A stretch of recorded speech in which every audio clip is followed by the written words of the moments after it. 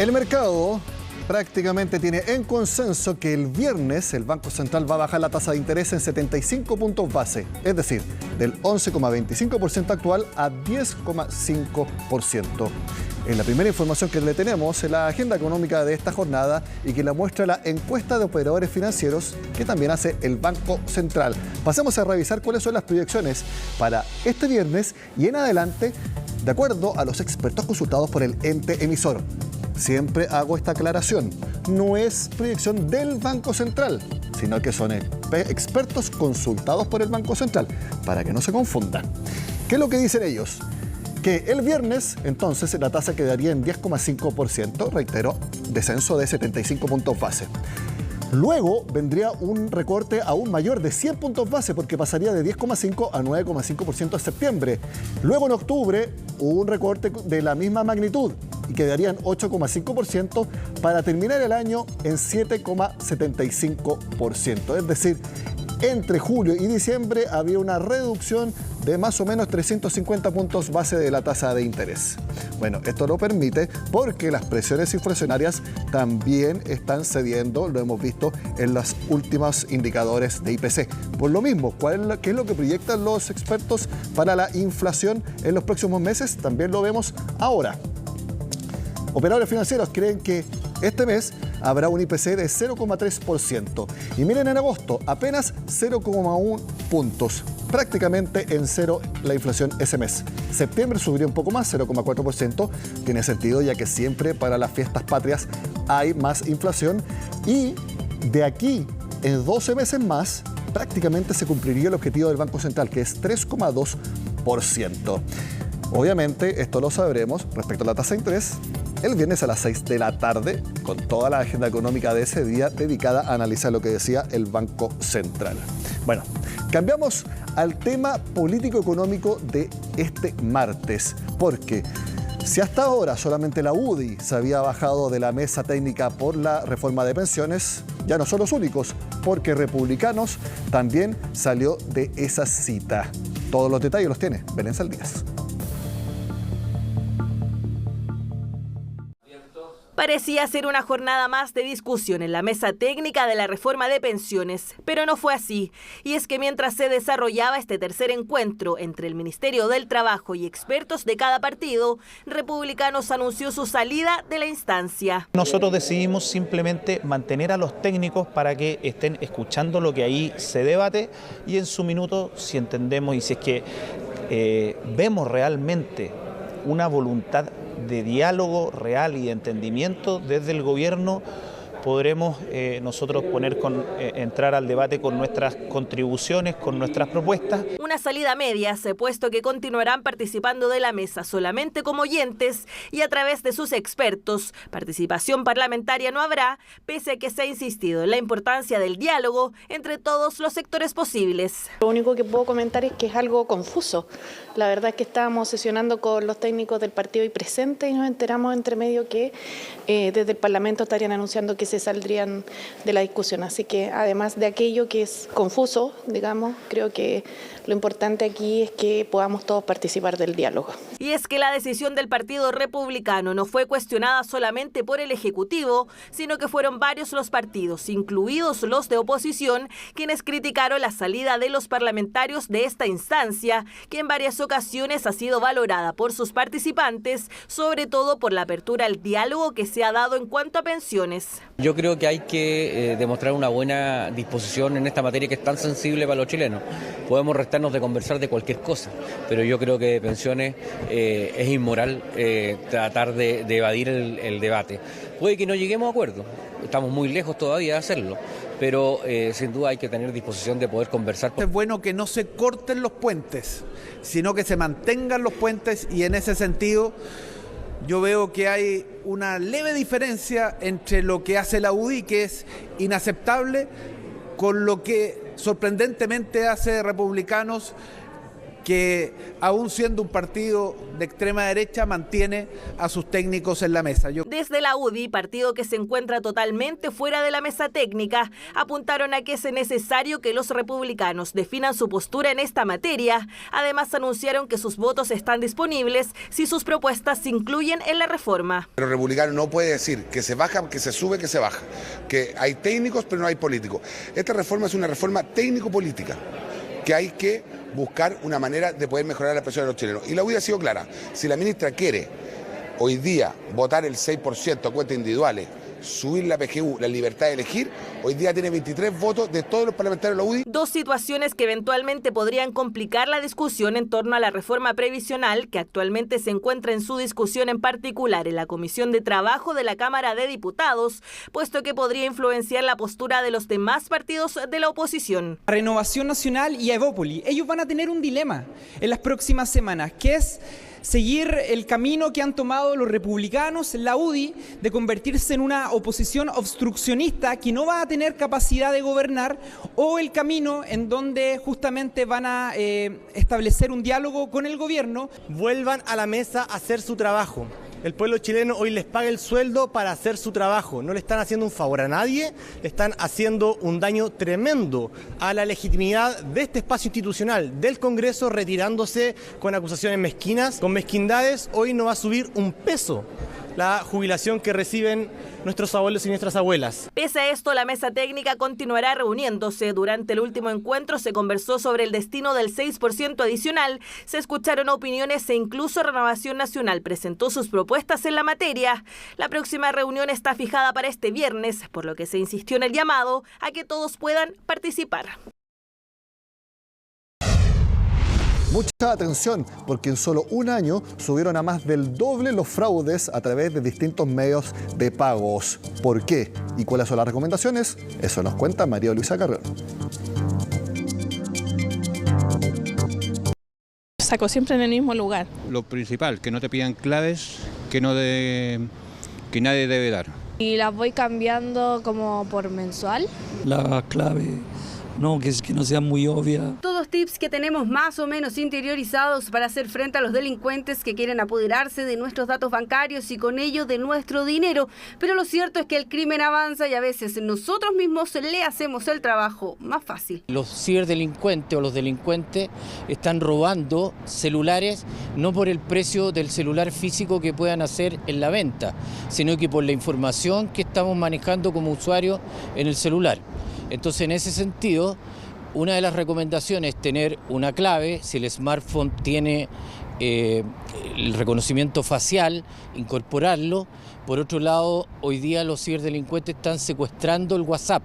César pertenece a la Alianza Chilena de Ciberseguridad y entrega algunas recomendaciones. Lo primero, ya lo mencionaba, poner la mayor cantidad de trabas para que un delincuente no pueda entrar fácilmente a su teléfono. Lo segundo, instalar un buen antivirus en su celular. Lo tercero y no menos importante, no acceder a redes de Wi-Fi públicas para realizar una transferencia de dinero electrónica, borrar el historial cada día y cerrar las aplicaciones de pagos y bancos cada vez que las usa. Pero lamentablemente y con todas estas precauciones hay otras opciones de caer en las temidas estafas. También tenemos casos de defraudaciones a través de elementos o productos bancarios que se producen a partir de una estafa telefónica.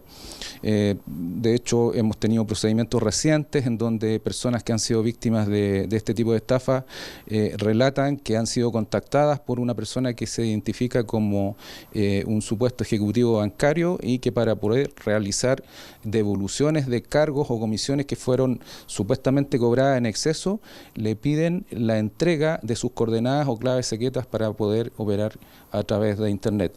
Acá la recomendación siempre es una y categórica: nunca entregar una clave y de paso no confiar en correos electrónicos, mensajes en redes sociales o de texto que pidan esta información o que le sugieran un link sospechoso. Nunca abro ninguna página de institución bancaria ni nada, ni mensajes, porque también te llegan mensajes vía texto al celular. Entonces nunca abro absolutamente nada. Tengo esa costumbre hace mucho tiempo que me recomendaron en el banco. No me ha pasado, pero siempre los recibo y honestamente yo me burlo de ellos. Es como que sí, espera un momento, ya te voy a enviar los credenciales. Al menos se lo toma con humor, pero las cifras de personas que han sufrido fraudes teniendo como medio de pago la banca no han hecho más que crecer en el último tiempo. En lo que va de este año 2023, los casos por suplantación de identidad ya suman más de 4.000 reclamos y cerca de 890 casos por clonación de tarjetas. La ley que protege a los consumidores cuando son víctimas de fraudes en los servicios financieros establece una serie de derechos en favor de ellos, como por ejemplo la devolución de lo defraudado por parte de la entidad financiera en un plazo acotado. Según datos que publica La Tercera, el primer semestre de 2023, más de 221.000 personas se han visto afectadas. La mayor parte son usuarios de tarjetas de débito que contabilizan más de 118.000 clientes con esta compleja situación. Si lo vemos por vía, son las transferencias electrónicas las que lideran el ranking, pero son los fraudes en cajeros automáticos los que más aumentaron al comparar los primeros 6 meses de este año con los de 2022. Como banca, vemos con preocupación el aumento de los fraudes en el último tiempo. Ante este escenario, creemos fundamental revisar y perfeccionar la llamada ley de fraudes. El estándar probatorio que ella exige provoca la impunidad de los infractores, desprotege a las víctimas y fomenta el autofraude. La banca tiene hoy día la red de cajero automático a lo largo de Chile con una clave de 4 dígitos, ¿no es cierto?, numéricos, que permiten una combinación finita y que es fácil de adivinar. Sin embargo, debieran incorporar, al igual que otras aplicaciones, tener claves robustas que vayan de 8 o 10 dígitos, caracteres alfanuméricos. Y con esto hacerle la labor más difícil a los delincuentes. Otras sugerencias que entregan las autoridades y expertos es a no perder de vista su tarjeta cuando paga con ella en el comercio y no permitir que otros la manipulen. Si nota movimientos raros en su cuenta, por ejemplo, lo primero es pedir a su banco que bloquee su tarjeta y realizar la denuncia correspondiente. Hacemos la pausa y al regreso hablamos en qué está la reforma tributaria que teóricamente debiera presentarse el próximo lunes. Ya volvemos.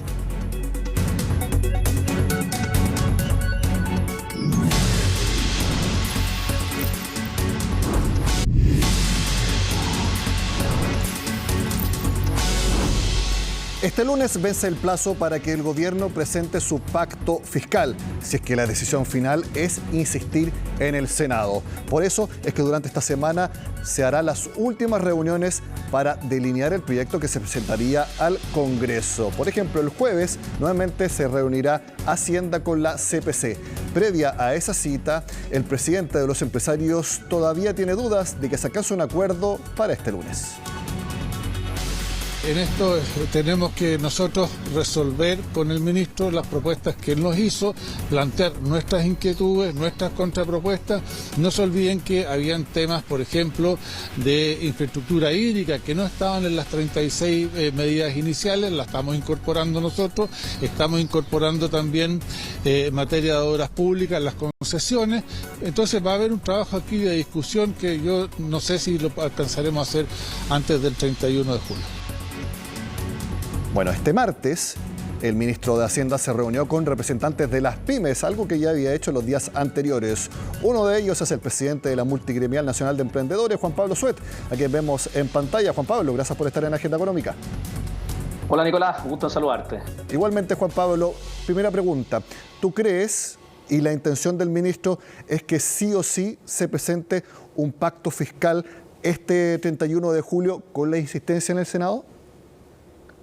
A ver, yo creo que estamos lejos de poder llegar a un pacto fiscal total, como el que se planteó inicialmente, que incluya el tema de eficiencia en el gasto, que incluya incentivo al crecimiento, a la inversión y al empleo, que incluya el acuerdo de las pymes y que incluya el tema de impuestos, que es el que complica más a las grandes empresas. En ese sentido, creo que desde el punto de vista de las pymes, todavía quedan varios detalles. Si bien el día de ayer, el día de hoy se avanzó mucho en distintos temas, todavía quedan temas que son complicados, como por ejemplo cuál va a ser el régimen general para las pymes. Hay una discusión ahí de que el ministro quiere que sea el régimen transparente, un régimen simplificado que no permite llevar contabilidad. Nosotros queremos que sea el 14D número 3, que es el régimen ProPyme con contabilidad completa, porque eso permite formalizarse, porque eso permite a las pymes acceder a los bancos. También hay un tema muy importante hoy día en la negociación, que es cuánto va a ser el impuesto de primera categoría. Nosotros en la discusión del salario mínimo ganamos un año más para tener una tasa de impuesto de primera categoría del 10%,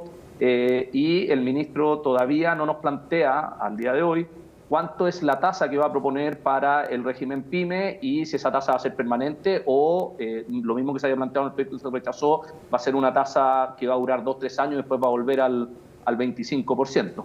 Entonces, pareciera ser que el lunes es un plazo muy exigido, muy poco tiempo para que realmente tengamos un documento redactado que pueda ir al Congreso a discutirse. Probablemente a lo mejor el ministro el lunes va a hacer grandes enunciados, pero yo creo que es imposible llegar con el documento tal como está el proyecto de ley para que se vaya al Congreso a discutir. Ese es un poco el mensaje que a ti te llegó de las conversaciones con el ministro de Hacienda, que de una manera formal se van a presentar grandes anuncios el lunes, pero no el proyecto detallado, porque también se ha hablado de que van a ser varios proyectos separados y que pueden quizás la letra fina hacerse los días siguientes, pero con el anuncio el lunes.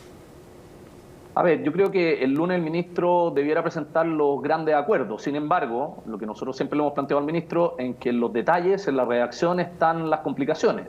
Y en ese sentido, sí quiero destacar la disposición del ministro para volver a juntarnos el jueves y el viernes a conocer ya los detalles completos, pero no creo que conozcamos la redacción del proyecto. Por eso creo que el ministro el lunes va a hacer grandes anuncios en distintas materias, porque por lo menos en lo que respecta a las pymes, de lo que estamos negociando nosotros, no vamos a conocer de aquí al viernes un documento sobre el cual podamos opinar en términos de redacción, en términos de muchos temas pequeños que tienen que ver con las normas de antielusión, que tiene que ver también con algo que le dijimos ayer, de hacer un incentivo tributario para las zonas extremas, que sea gran parte de este pacto fiscal. Ayer le entregamos un proyecto redactado por la región de Aysén, por la región de Magallanes, por casi 35 gremios de esas regiones que también quieren ser parte de este pacto fiscal y que haya incentivos tributarios a las zonas extremas. Por lo tanto, yo creo que van a ser más grandes anuncios que el proyecto en sí. Y creo que eso también le da al ministro cierto poder de negociación todavía para poder discutir con todos los actores un proyecto que sea de común acuerdo, porque hay que recordar que si no tiene el 66% de los votos en el Congreso, no va a poder reponer este proyecto. Entonces, en ese sentido, yo espero también ver esta semana, ojalá, reuniones con la oposición, con los partidos de derecha, en señal de que esto va avanzando bien. Porque no sacamos nada con llegar a un acuerdo con las pymes, o no sacamos nada con tener un acuerdo pro crecimiento, como el presentado por el Partido Demócrata y la senadora Rincón, que a nosotros nos parece también muy bien.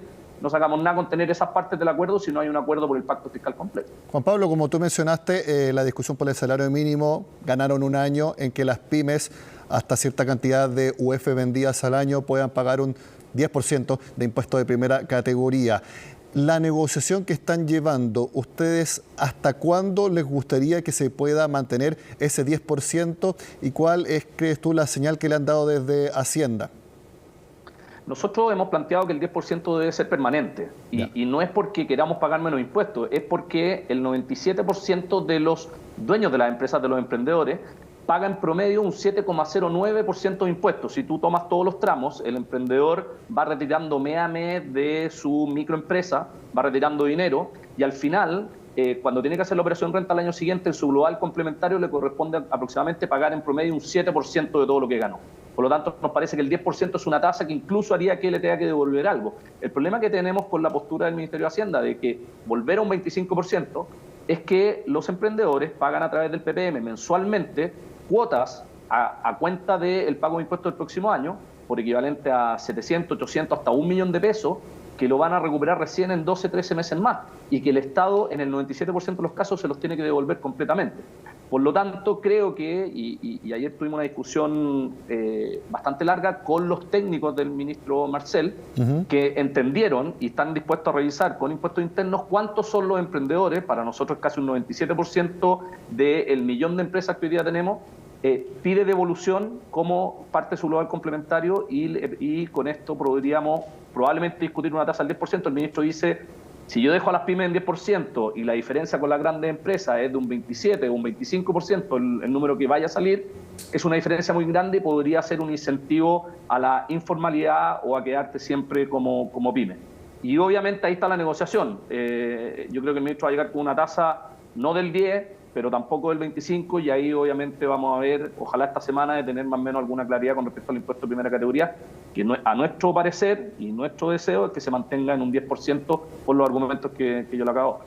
Cuando hablas de impuesto de primera categoría de 25%, ¿se ocuparía la misma fórmula del proyecto original, que es que se baje a 25%, pero siempre que los 2 puntos de diferencia con el 27 actual se destinen a investigación y a innovación, o definitivamente que quede en 25% a todo evento? A ver, lo del 2% del 26 al 25 funcionaría solamente para las grandes empresas, que como bien dices tú, se podría bajar al 25 y que ese 2 vaya a innovación. Entonces, eso queda igual que el proyecto original. Claro, eso es lo que están negociando obviamente la CPC, la SOFOFA, los grandes empresarios. En el caso nuestro, lo que tenemos hoy día, por lo menos sin proyecto de ley, es que la tasa de primera categoría, que va a regir un año más por el 10%, por lo que ganamos el salario mínimo, llegaría hasta el 25% en un plazo de X años, que todavía no está claro. Pero ese 25% es a todo evento, no regirían las normas ni los reglamentos que exigirían para las grandes empresas para bajar del 27 al 25%. Y lo otro, que ese 25% que pagarían las pymes, tienen un 100% de crédito como impuesto de primera categoría para el caso de retiro, en caso que el emprendedor quiera retirar su plata. Lo que nosotros estamos planteando es que ese 25%, hoy día nosotros queremos que sea un 10% permanente de impuesto de primera categoría para las pymes, separado a lo que tú mencionaste, de bajar de 27 a 25 a las grandes empresas. Y ahí está la discusión de cuánto va a ser entre el 10% que pedimos nosotros, el 25% actual que debiera volver a partir del 2025, y con esta reforma tributaria en cuánto lo podríamos dejar en forma permanente, cosa que las pymes y los emprendedores no terminen financiando el Estado a través del PPM pidiendo devolución de sus impuestos pagados durante todo el año al año siguiente. ¿La multigremial quedaría conforme con un punto medio? Estoy pensando en un 17%, 17,5%. Mira, algo bien salomónico. Algo bien salomónico. Yo creo que hay que ceder. Efectivamente, el 10% va a ser difícil que el ministro lo sea, pero hay que también valorar que el ministro está aumentando mucho los beneficios con ventas hasta 100.000 UF, que es lo que la definición de pyme de empresa de menor tamaño. Sí. Y obviamente en esta negociación hay que ver el todo. Entonces, si al final nosotros logramos que el régimen general se mantenga el 14D número 3, que es el con contabilidad completa, y que el transparente no sea un régimen especial y no el general que corra para las pymes. Si vemos temas del monotributo, que también hay temas que le planteamos estos días al ministro, si vemos que las normas anti-elusión no afectan al mundo de las pymes y los emprendedores en términos de contratación de familiares, que son empresas familiares, en términos de lo que se consideran rentas pasivas y muchas otras cosas que también afectan a las pymes, claramente podemos llegar a un punto intermedio, pero como le digo, no es punto por punto. Al final lo que vamos a evaluar es el paquete completo. En algunas cosas vamos a tener que ceder nosotros, en otras cosas esperamos que sea el Ministerio de Hacienda y que podamos llegar a un muy buen acuerdo para las pymes, que es lo más importante. Juan Pablo, mi última pregunta, algo distinto. ¿Cómo ves el nivel de actividad económica dentro de los asociados a la multigremial, el olfato del momento económico, más allá de las cifras que muestran el IMASEC? Muy, muy mal. La verdad es que vemos sectores como gastronomía, turismo, hotelería, con ventas de un 20, 25, hasta 30% menores a las del año pasado. Sobre todo en economías regionales, que están mucho más en el suelo que el centralismo que vivimos en Santiago. Y tú, Nicolás, tocas un muy buen punto. De hecho, nosotros lo conversamos con el ministro Marcel cuando era presidente del Banco Central. Es urgente en Chile tener un IMASEC PYME, porque cuando se habla que la economía no va a crecer este año, va a crecer 0,5%, que es toda la discusión que tenemos hoy en día, yo le aseguro que si existiera un IMASEC PYME, este sería -4%, -5% para el mundo de las pymes. Y en ese sentido, la actividad económica que hoy día están teniendo las micro, pequeñas y medianas empresas, sobre todo las de regiones, dista mucho del 0% que se dice que va a crecer el país. Tenemos sectores muy delicados pagando cuotas de FOGAPE, que quedan todavía el último año de cuotas de FOGAPE que se contrataron para la pandemia, con ventas que son 25-30% menos, y que claramente lo que más le importa a esos emprendedores, más que una reforma tributaria, más que estos beneficios de pago de impuestos, es que la economía se reactive, que es la única forma de salir adelante, vendiendo más para poder pagar los créditos. Tú no sacas nada con tener un impuesto del 10% de primera categoría si no tienes utilidades. Entonces, en ese sentido, lo primero que viene es crecimiento y reactivación económica. Entonces me imagino que estás muy expectante de lo que comunique el Banco Central el viernes a las 6 de la tarde con la reducción de la tasa.